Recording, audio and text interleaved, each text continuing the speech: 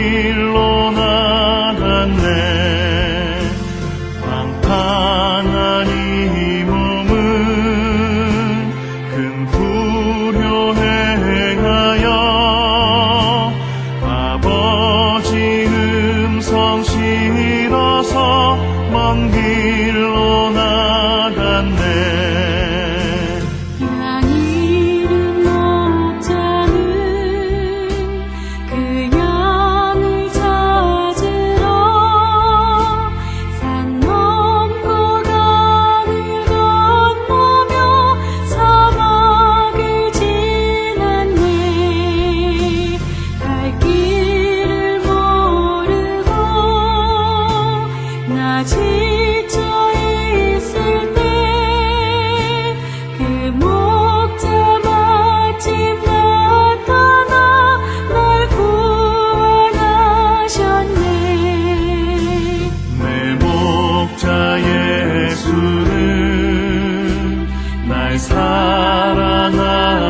사랑하셔서 그 피로 나를 씻으사 온전케 하셨네. 길 잃은 양 찾아 큰 위로 주시고 그 우리 안에 이끌어 늘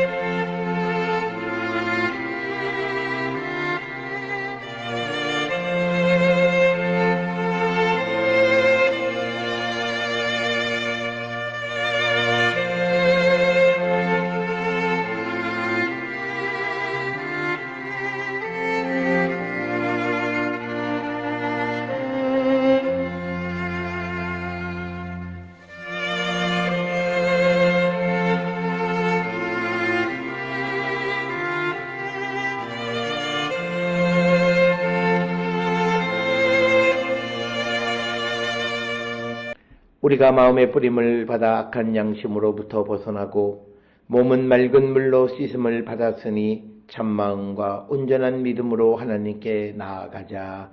아멘.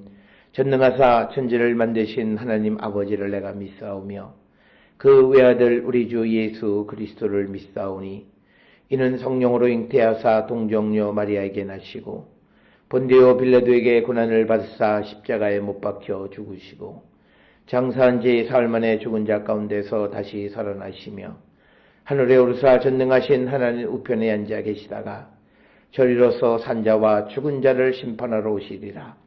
성령을 믿사오며 거룩한 공예와 성도가 서로 교통하는 것과 죄를 사하여 주시는 것과 몸이 다시 사는 것과 영원히 사는 것을 믿사옵나이다. 아멘.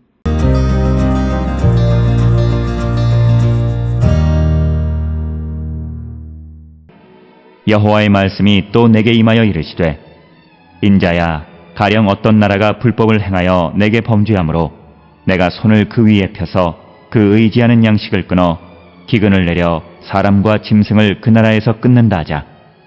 비록 노아, 다니엘, 욥 이 세 사람이 거기에 있을지라도 그들은 자기의 공의로 자기의 생명만 건지리라. 나 주 여호와의 말이니라. 가령 내가 사나운 짐승을 그 땅에 다니게 하여 그 땅을 황폐하게 하여 사람이 그 짐승 때문에 능히 다니지 못하게 한다 하자. 비록 이 세 사람이 거기에 있을지라도 나의 삶을 두고 맹세하노니 그들도 자녀는 건지지 못하고 자기만 건지겠고 그 땅은 황폐하리라. 주 여호와의 말씀이니라. 가령 내가 칼이 그 땅에 임하게 하고 명령하기를 가라 그 땅에 돌아다니라 하고 내가 사람과 짐승을 거기에서 끊는다 하자. 비록 이 세 사람이 거기에 있을지라도 나의 삶을 두고 맹세하노니 그들도 자녀는 건지지 못하고 자기만 건지리라. 나 주 여호와의 말이니라. 가령 내가 그 땅에 전염병을 내려 죽임으로 내 분노를 그 위에 쏟아 사람과 짐승을 거기에서 끊는다 하자. 비록 노아, 다니엘, 욥이 거기에 있을지라도 나의 삶을 두고 맹세하노니 그들도 자녀는 건지지 못하고 자기의 공의로 자기의 생명만 건지리라. 주 여호와의 말씀이니라.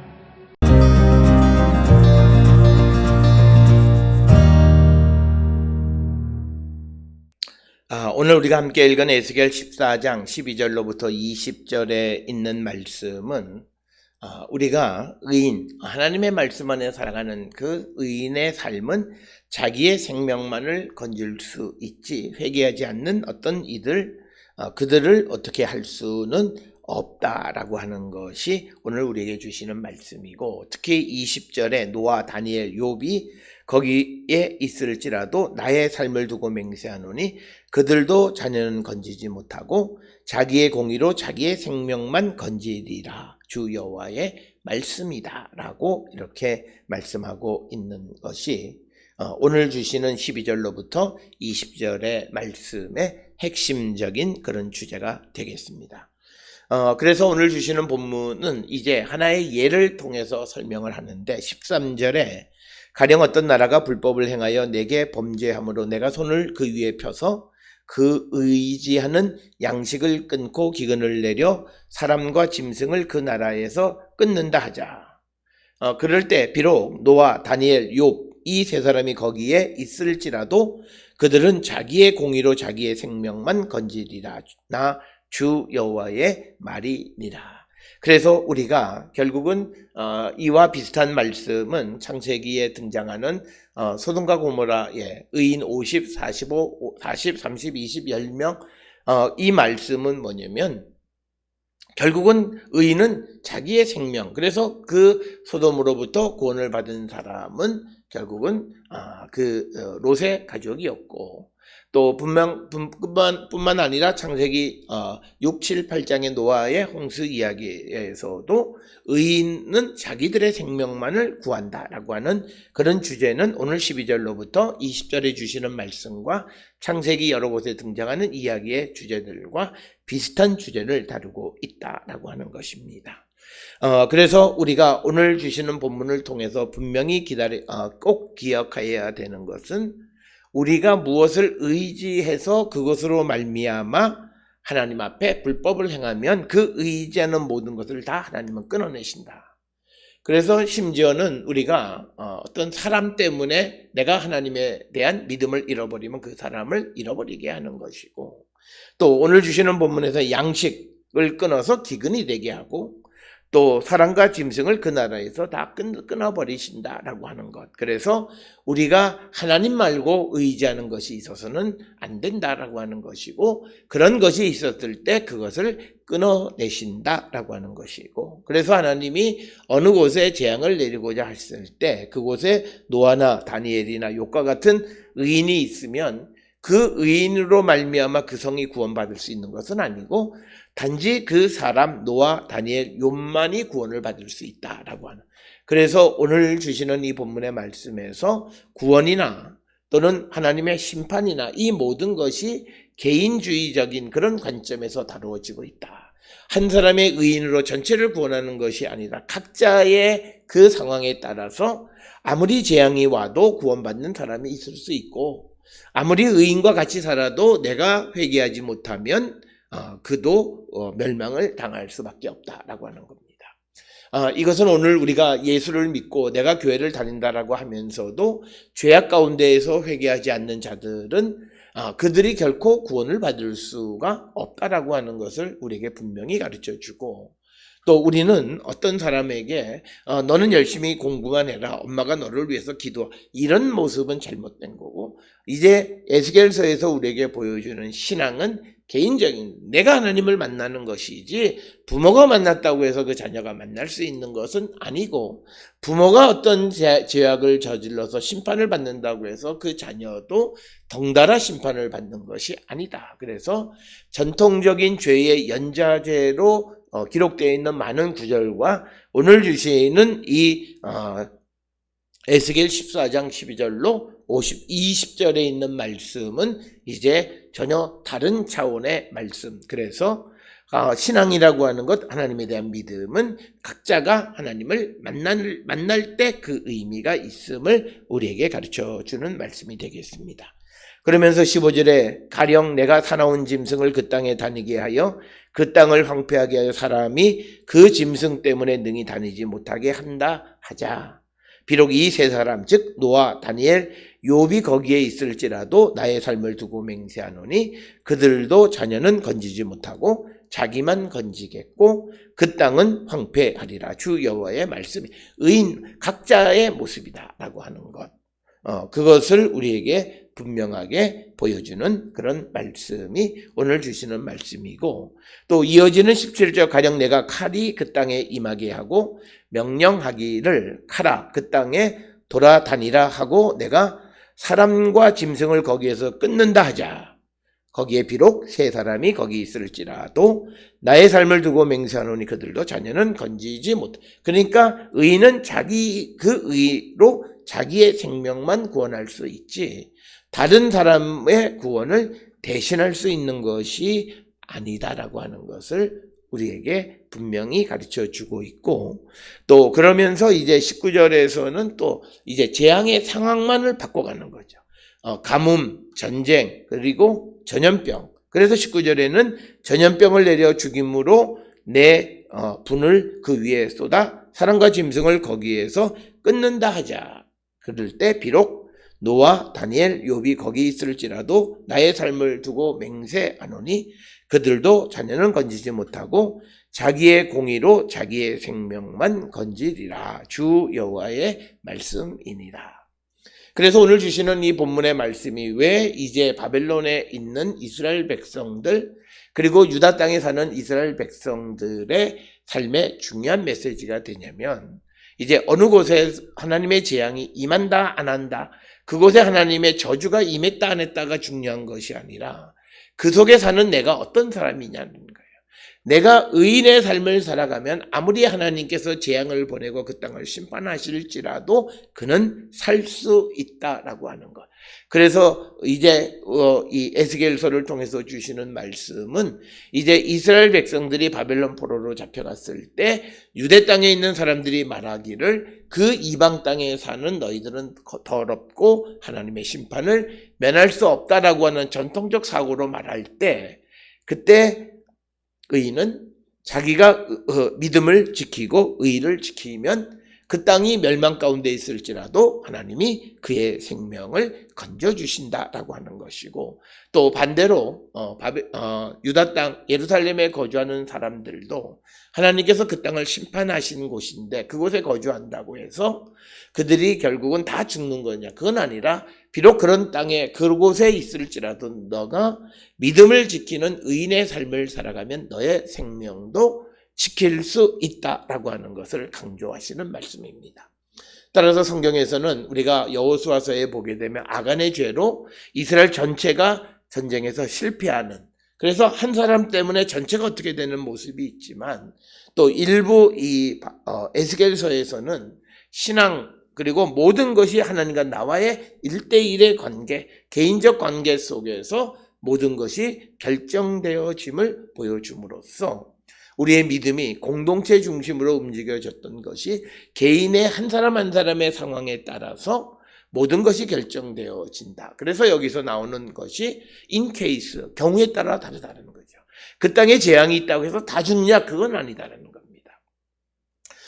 이스라엘에 유학하는 가운데 체험했던 것 중에 하나는 앞에 사람이 어떤 문제를 해결하기 위해서 학교 당국하고 이야기할 때 거절당했어요. 근데 나도 비슷한 그런 문제. 그런데 그 다음에 포기하지 않고 그 사람에게 다시 그 문제를 논의했을 때 그 일이 나에게는 되어지는 경험들을 많이 합니다.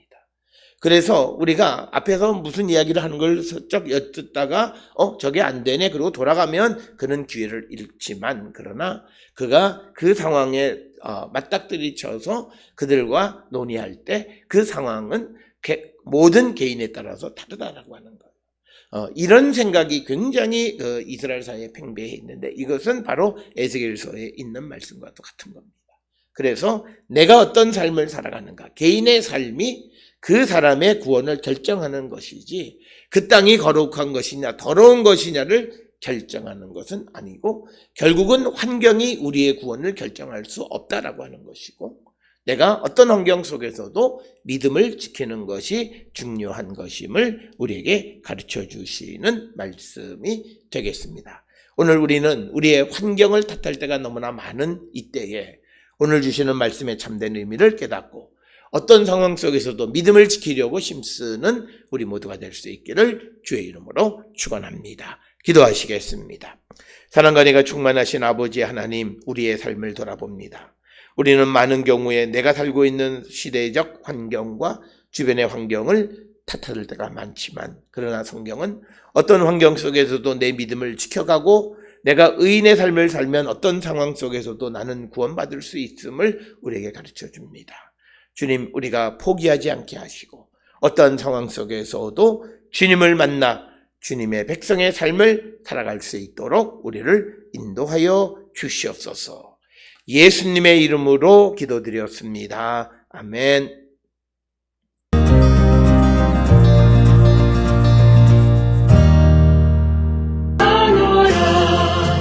기쁜 날, 주 나의 죄 다 씻은 날, 늘 깨어서 기도하고 늘 기쁘게 살아가리. 기쁜 날, 주 나의 죄 다 씻은 날. 이 좋은 날 내 천한 몸 새 사람이 되었으니 이 몸과 맘 다 바쳐서 영광의 주를 섬기리. 기쁜 날, 주 나의 죄 다 씻은 날, 늘 깨어서 기도하고 늘 기쁘게 살아가리. 기쁜 날, 주 나의 죄 다 씻은 날.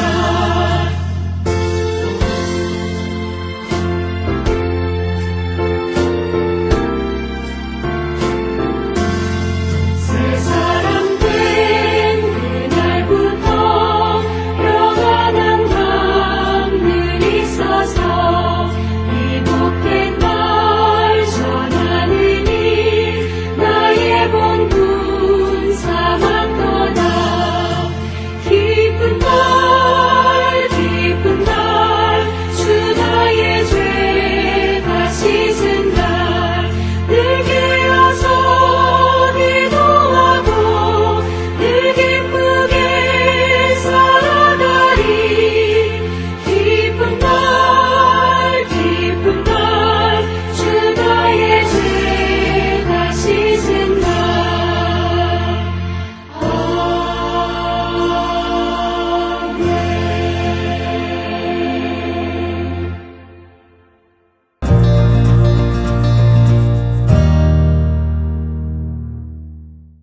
기도하시겠습니다. 이제는 우리 주 예수 그리스도의 은혜와 하나님 아버지의 무한하신 사랑과 성령의 위로 역사 교통하심이 하나님의 말씀 안에서 상황의 변화에 관계없이 믿음의 지조를 지켜가기를 결단하며 세상을 향해 나가는 우리 모든 성도들 머리 위에 지금으로부터 영원토록 함께 할지어다. 아멘. 주 너를 지키시고 그 얼굴을 내게 돌리시고